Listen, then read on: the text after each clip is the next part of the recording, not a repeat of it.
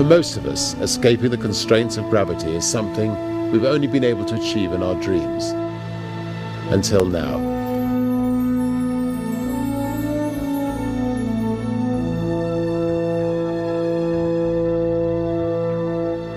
Virgin Galactic is now on the final stretch to becoming the world's first commercial space line.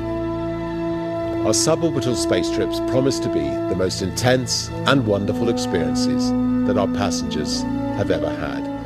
The very first company in Virgin was called Virgin Records, and it started as a mail-order record shop in 1970 on what was then the very poor end of Oxford Street.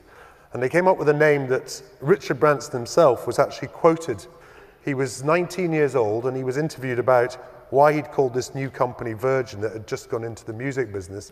And he said, because we're all virgins in business, and my cousin Simon Draper came up with the name Slip Disc Records. But I said to him, you couldn't use that for other businesses, and you couldn't say put it on the tail fin of an aeroplane.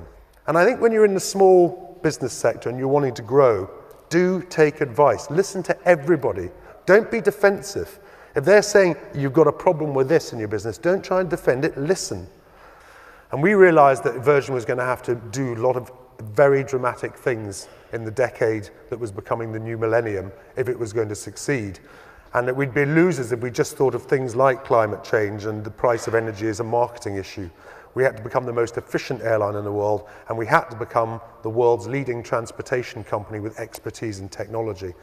So Virgin embarked on a big project to try and find a way forward for this. So what we did was we built a plane, the Virgin Atlantic Global Flyer. It was a public relations exercise, but it was a public relations exercise with a real purpose behind it. It was a joint venture between a man called Steve Fossett. Some of you might remember Steve Fossett. He was a very famous explorer.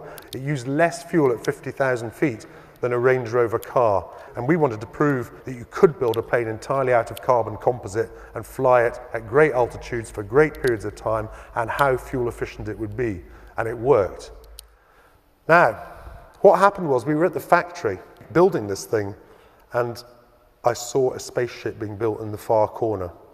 We'd registered a company name called Virgin Galactic in 1999.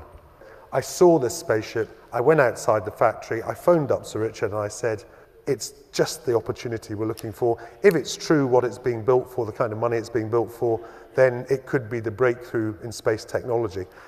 And he immediately just said, do whatever you have to get the rights to this thing. But what you've got to remember is, we did 3 things with this project. And there were 3 things that I think have quite resonance with people trying to start a new business. We had no money to spend on marketing to speak of. We spent most of the money we had on the website. And we had a press conference. And we announced we were developing the world's first private space company. And that we were going to be selling tickets at $200,000 a ticket.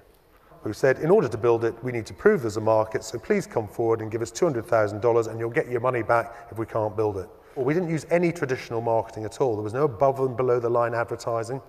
There was PR in the modern era, and we used the internet and the fledgling social media that existed. We realized that market research was the key to getting this right. We did get the 10 million of deposits over that 9 months, and we got the go-ahead to start raising money and building it.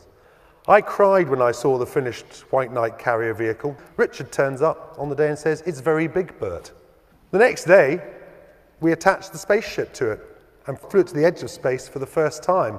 I was somewhere else, but the phone call rang again, and it was from Richard Branson on the phone saying, where is the logo? And I thought, oh, God. So the next day, it flew with the logo attached. Now, I think for a small business, I think one of the lessons you can take from that is I work for somebody who, even now that he's in his 60s, and is, to some extent, a little bit semi-retired, but much less so than many people would be at that age, having built a successful company. Richard's attention to detail on things like that is paramount. And now they're attaching the rocket motor shortly, and they'll be firing it into space. Then they'll be getting their commercial license, and they'll be going to infinity and beyond.